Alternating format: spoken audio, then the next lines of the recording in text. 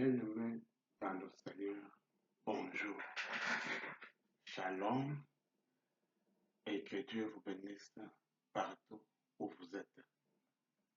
Ce matin, nous voulons que nous puissions partager avec vous ensemble la sainte parole du Seigneur. C'est cela, nous allons lire cette parole du Seigneur dans deux endroits différents. L'un sera du côté du Nouveau Testament et l'autre sera du côté de l'Ancien Testament. Nous vous prions d'être attentifs pour écouter son message de ce jour. Comme nous avons dit, nous allons lire Hébreux chapitre 13, verset 11 jusqu'au verset 15. Nous avons dit Hébreux chapitre 13, 11e verset jusqu'au 15e verset.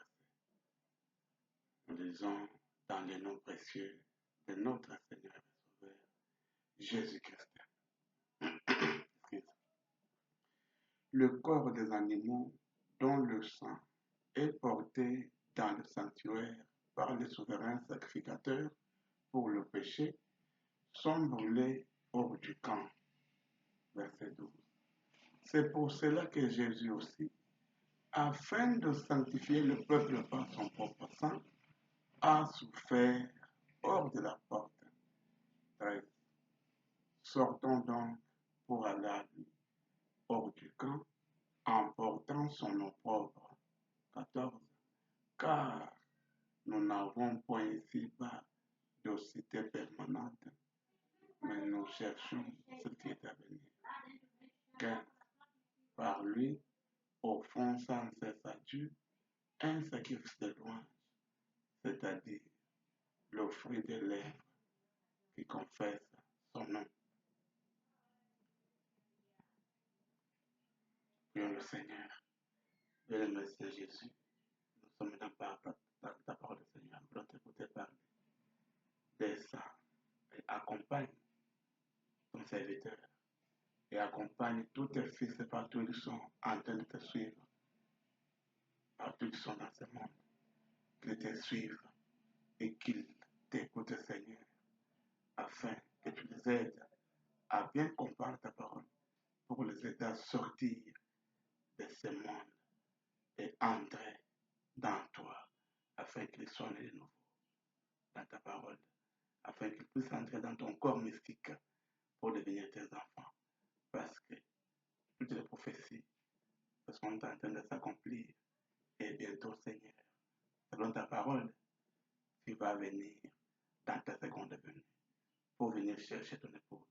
Que l'épouse qui sait laver, qui sait purifier, qui n'a ni tache, ni ride, ni chose semblable, que celle qui sait purifier de ton sang, va le continuer à chercher.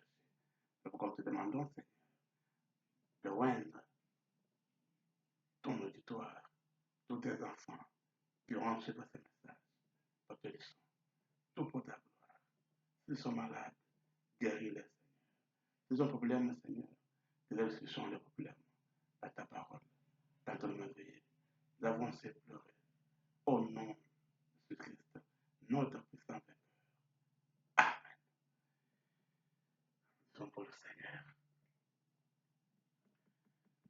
Nous allons lire le deuxième endroit, comme ça nous allons enchaîner une fois pour toutes. Lévitique, chapitre 4, verset 11 au verset 12. Et par après, nous allons lire verset 21. Mais la peau du taureau, toute sa chair avec sa tête, ses jambes, ses entrailles et ses excréments, le taureau entier, il l'emportera hors du camp, dans un lieu pur, où l'on jette les cendres, et il le brûlera au feu sur du bois. C'est sur le tas de cendres qui sera brûlé. 21. Il emportera le taureau hors du camp, et il le brûlera comme le premier taureau. C'est un sacrifice d'expiation pour l'assemblée. Mais avant d'entrer dans la méditation de ce jour, j'aimerais me présenter. Je suis votre frère Joseph. Et j'aime qu'on partage avec vous cette sainte parole du Seigneur. Comme nous parle le messager du temps de la fin, William Branham, notre cher prophète, j'aimerais que nous puissions faire ce qu'il nous dit. Qu'est-ce qu'il disait faire? Nous sommes dans le sermon intitulé La brèche entre les 7 âges de l'Église et les 7 sceaux. C'est un sermon qui a été prêché le 17 mars 1963. Nous allons prendre paragraphe 64. Il dit ceci. Je vois que beaucoup écrivent. Ils ont leur carnet et ils notent les passages de l'Écriture. Ils les marquent dans leur Bible pour avoir l'enchaînement. Alors, ça c'est très bien. J'aime vous voir faire cela, même vous qui m'écoutez, mes chers frères et sœurs. J'aime vous voir faire cela. Et ensuite, vous pouvez entrer chez vous et l'étudier. Voyez? Et si vous l'étudiez vous-même, mes très chers auditeurs, mes très chers enfants de Dieu, alors vous le comprendrez mieux. Voilà notre objectif. C'est que vous puissiez comprendre mieux, parfois plus que nous que vous prêchons. Voyez? Alors, étudiez-les, mes chers frères et sœurs, et demandez à Dieu de vous aider à comprendre. Nous voulons que vous puissiez comprendre plus que nous que vous prêchons. C'est ça notre souhait. C'est ça vraiment. Nous voulons que vous puissiez comprendre plus que nous que vous prêchons. Faites cela. Tout ce que vous avez écouté comme passage d'écriture ici, que ce soit dans la Bible, que ce soit dans ce message, prêché par William Branham, veuillez noter cela à côté. Et par après, quand vous serez libre, étudiez, revoyez cela. Et avant de dormir, réfléchissez sur cela. Et c'est comme ça que Dieu va vous aider. Si cela vous intéresse, veuillez vous abonner, veuillez aimer la page pour nous aider à ce que cette diffusion puisse arriver partout dans le monde entier. Parce que bientôt là, lorsque Jésus-Christ vient pour chercher son épouse. Amen. Nous avançons maintenant. Bien-aimé le Seigneur, que Dieu, le Seigneur Dieu du ciel, vous bénisse encore une fois. Nous démarrons. Dans l'Ancien Testament, quand quelqu'un péchait, il était considéré comme une personne qui est sortie dans les groupes des autres. Les autres qui? Les autres qui n'ont pas péché. Alors, comme lui a péché, il était considéré comme quelqu'un qui est sorti de ces groupes-là des autres.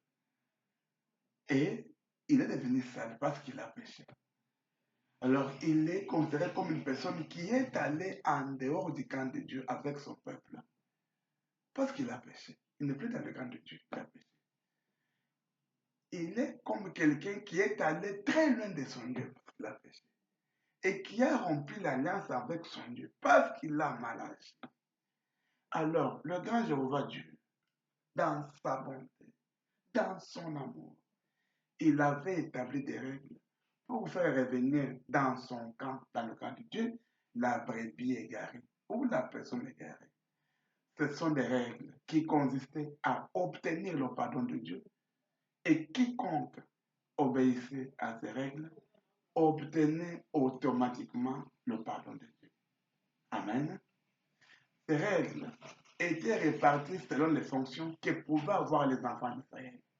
Il y avait des règles pour les grands prêtres, il y avait des règles pour les prêtres ou pour les lévites, il y avait des règles pour les rois, il y avait des règles pour les simples citoyens. Sans fonction. Amen. Alors, comment étaient ces règles?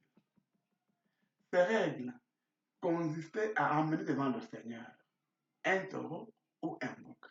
Alors, celui ou ceux qui ont péché étaient obligés de mettre leurs mains sur la tête de l'animal. Donc, chaque personne amenait son animal, bien sûr. Il devait mettre sa main sur la tête de cet animal. Cela veut dire quoi?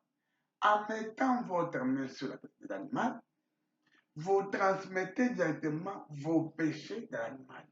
C'est-à-dire quoi? Toi qui as péché, tu deviens innocent et l'animal devient coupable. Alors, la mort que toi tu devrais mourir est transmise dans l'animal et c'est l'animal qui meurt à ta place. Alors, il tue cet animal, on déverse son sang dans un bassin et le prêtre y mettait son doigt. Après avoir fait toute la cérémonie, comme Dieu avait obligé, avait ordonné, et il faisait l'inspection avec son doigt, cette fois à l'autel, avec ce sang de l'animal, pour enlever les péchés devant le Seigneur. Et notre prophète, que Dieu nous a envoyé dans ce temps de la fin, nous dit, cette fois que ce prêtre faisait, pour asperger le sang cette fois, symboliser les 7 âges de l'Église. Et aujourd'hui, nous ne sommes pas dans le premier âge, ni dans le deuxième, mais nous sommes dans le 7e âge. Si vous ne le savez pas. Amen. Alors, le prêtre prend des graisses du taureau, les brûle pour offrir au Seigneur. C'est-à-dire quoi? Quand le prêtre est en train d'égorger l'animal, l'animal est en train de bouger pour mourir. La mort que vous devrez avoir, en train d'être transmise à l'animal, c'était sa l'expression de péché, que c'est fait par le sang de l'agneau. Et nous allons comprendre petit à petit. Le prêtre prend les graisses du taureau, les brûle pour offrir au Seigneur. Après avoir offert à Dieu, le prêtre prend le reste de l'animal, les amène en dehors du camp, en dehors des habitations, en dehors de la cité, en dehors de la communauté. Donc, ce qui est impur est jeté ou était jeté en dehors du camp parce que c'était une chose mauvaise, une chose impure. En d'autres termes, quand tu pêches mon frère, quand tu pêches ma soeur, mon papa ou ma chère maman, tu deviens une chose mauvaise, tu deviens une chose impure. Mais quand tu demandes sincèrement pardon à Dieu, Dieu te pardonne. Tu deviens une personne pure. Amen. Mais pour ce faire, le coupable devrait être très sincère devant le Seigneur à travers le prêtre. Toi aussi, en tant que coupable, tu dois être sincère devant le Seigneur à travers ton pasteur. Il est pasteur parce que Dieu lui a donné les brebis dont tu fais partie. Tu dois avoir confiance dans ton pasteur. Sans rien faire, sans demander à ton pasteur. Parce que, en tant que ton pasteur, Branham me dit, il va t'amener dans un bon port. Ne faites rien, ne sois pas une brebis têtue, non. Tu as ton pasteur. Avant de faire n'importe quoi, demande l'idée de ton pasteur. Dieu sait pourquoi il t'a placé sous sa responsabilité. Obéis à ton pasteur. Ne quitte pas ton église pour aller à l'autre église sans l'avis de ton pasteur. Obéis à ton pasteur. En obéissant à ton pasteur, tu obéis directement à Dieu qui l'a placé là. Amen. Amen. Pour ce faire, le coupable devrait être sincère, c'est-à-dire dire tout ce qu'il a fait au prêtre, à son pasteur, et lui dire la vérité. Chers enfants de Dieu, beaucoup d'entre vous, beaucoup d'entre nous n'avancent plus parce que nous ne disons pas la vérité. Et quand il disait cette vérité devant son pasteur,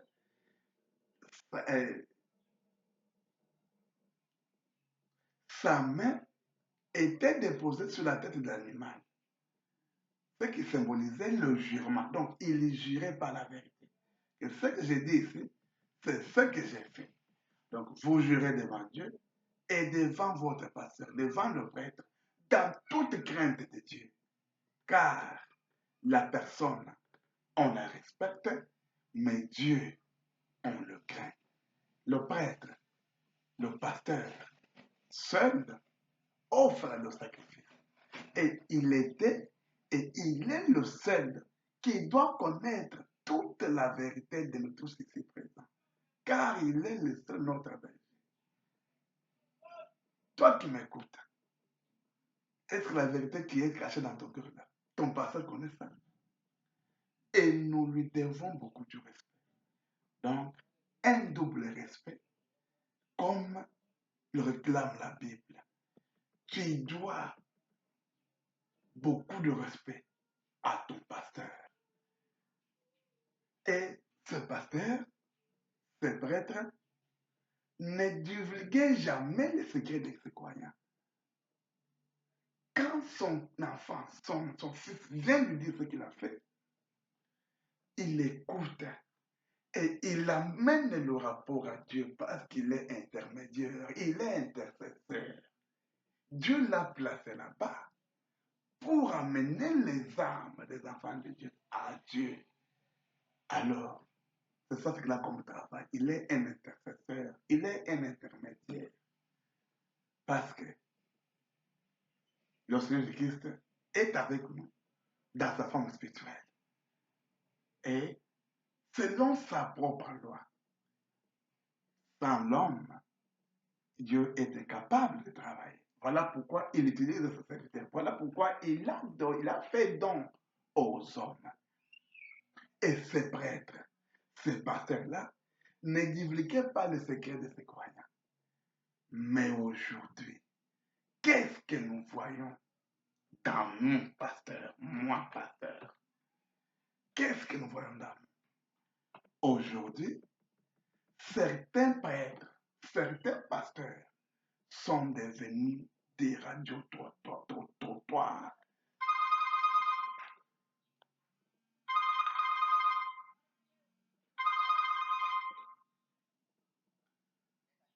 Mes excuses.